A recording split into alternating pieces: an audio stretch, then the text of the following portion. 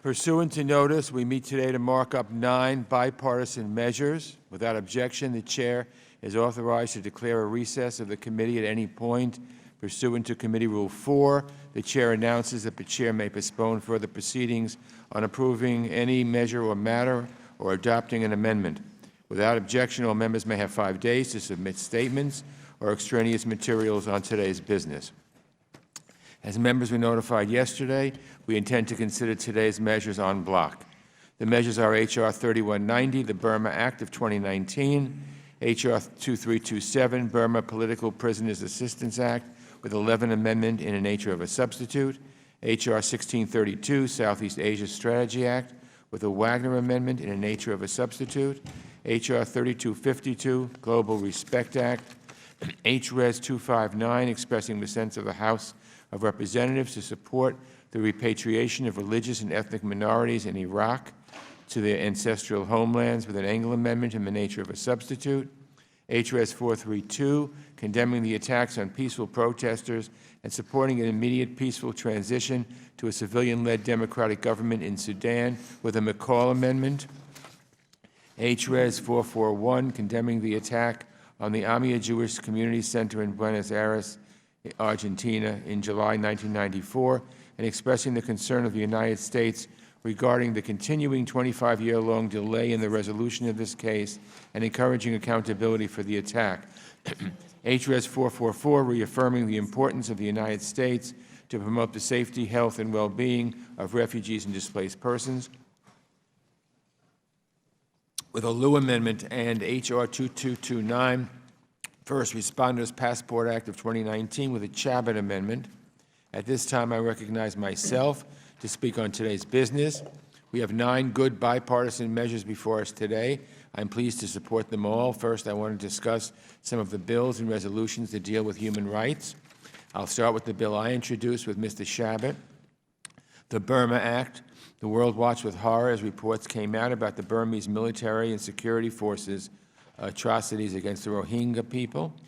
Now, over 1 million Rohingya refugees are in Bangladesh, unable to return home safely, and the Burmese military is using the same violent tactics against other ethnic minorities in Burma. The Burma Act will hold the perpetrators of these horrific crimes accountable and pursue justice for the victims. It also works to reform Burma's gemstone sector that is currently dominated by the military. This lucrative industry should benefit the Burmese people. It should pay for the infrastructure and economic development so desperately needed there, instead of funding the conflicts plaguing that country. We passed the Burma Act with broad bipartisan support in the last Congress, and I hope this year we get it across the line to the President's desk and help bring a measure of justice to the Rohingya people. While the Burma Act focuses on accountability for the military and security forces, we also need to hold the civilian government of Burma accountable for their crackdown on dissent. Aung San Suu Kyi's government is repressing civil society and silencing journalists. I never thought I'd ever say this, including 2 Reuters journalists who were imprisoned for 500 days for reporting on the Rohingya crisis. That brings me to Mr. Levin's Burma Political Prisoners Assistance Act. This bill calls on Aung San Suu Kyi's government to reform these repressive laws and amps up the State Department's work to support civil society and free political prisoners. It's a good bill, and I urge all members on both sides of the aisle to join me in supporting it.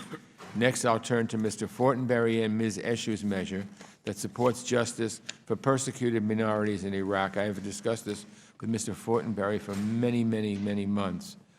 He's worked very hard on this. This resolution condemns the tragic and horrific brutality that ISIS has wrought on religious and ethnic minorities in that country. It also calls on the United States, along with the Iraqi and Kurdish regional governments, to support the safe return and integration of these groups into Iraqi society. It includes Christians. It's a good resolution, and I'm pleased to support it. Today marks World Refugee Day, so it's fitting that we are considering Mr. Liu's measure, reaffirming the importance for the United States to promote the safety, health, and well-being of refugees and displaced persons. This measure is a critical and timely call for all of us. We must continue to support refugee protection and humanitarian response through leadership, investment of resources, and partnership. Countless brave children, women, men have been forced out of their homes by violence, conflict, persecution, natural disaster, or war. Across most of our history, there'd be no question that the United States would stand ready to provide a measure of relief to those desperate people. Today, sadly, I'm sure that commitment is in doubt in many places around the world, so I thank Mr. Liu for bringing forward this resolution that reaffirms what our country stands for, and I support moving it forward today. Next, another piece of important human rights legislation, the Global Respect Act. Throughout the world, every day people face violence, discrimination, cruel, inhumane, and degrading treatment simply because of whom they love. This is about people's safety and security. We need to condemn persecution and violence against LGBT communities wherever and whenever it happens, and those responsible for this sort of bigotry need to face justice. The Global Respect Act puts visa sanctions on those responsible for human rights abuses against the LGBT community and requires the State Department to report on these issues in their human rights reports. Mr. Cicilline, thank you for introducing this measure and for your remarkable leadership on this issue. I'm a proud co-sponsor, and I strongly support its passage. Now I'll turn to Mr. Kilde's resolution dealing with the ongoing crisis in Sudan, which I was pleased to join in as an original co-sponsor. The situation in Sudan is dire, and it's important that Congress send a strong message. Peaceful pro-democracy protesters are under attack by the country's security forces, especially General Hamedi's Rapid Support Forces. HRS 432 condemns these human rights abuses and pushes the administration to work with international partners to resolve the current crisis in Sudan. This resolution is an important measure to show that Congress stands with the people of Sudan in their fight for a democratic, civilian-led government. I'm proud to support it, and I urge all members to do the same. Now I'll turn to Mr. Deutsch's resolution that strongly condemns the attack on the Amia Jewish Community Center that took place 25 years ago in Buenos Aires. This one hits close to the heart. I visited Amia twice to meet with the community there and pay my respect to the victims. It's an absolute tragedy, and frankly, it's an outrage that after all these years, there still hasn't been justice for those 85 victims and their families. This resolution condemns the attack and calls for swift action to bring the perpetrators to justice. I'm pleased to support it. I followed this case. It's a disgrace. Every time we think we're right there, something happens to push it away. Next, the First Responders Passport Act for Mr. Shabbat. This is a good bill that passed the House in the 114th Congress, and I'm glad we are considering it again now. USAID-supported search and rescue teams have played an essential role in the aftermath of many overseas natural disasters, including earthquakes in Nepal, Haiti, Japan, and New Zealand. These first responders provide specialized capabilities and demonstrate our commitment to international partners during times of need. This bill would authorize the Secretary of State to waive passport fees for the brave Americans who mobilize quickly as part of a U.S. government-supported team to help other countries when a natural disaster hits abroad. This is a common-sense fix for Americans who risk life and limb to help other countries during times of despair, and I'm pleased to move it forward. Finally, we have the Southeast Asia Strategy Act from Mrs. Wagner.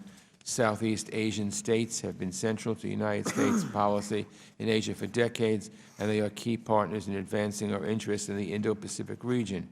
But at this point, the United States still hasn't put together a comprehensive strategy on how to strengthen our engagement with these countries. The Southeast Asia Strategy Act calls on the Secretary of State to develop this policy so we can fully engage with our partners on some of the most critical issues facing our world today, from climate change and human rights to security, cooperation, energy, and a growing global economy. It's a good bill to strengthen our position in this critical region. I'm pleased to support all these measures, and I'd like to thank our members for their hard work. And now I'll recognize our ranking member, Mr. McCall of Texas, for his remarks. Thank you, Mr. Chairman. Today our committee will mark up 5 bills and 4 resolutions. This bill's on the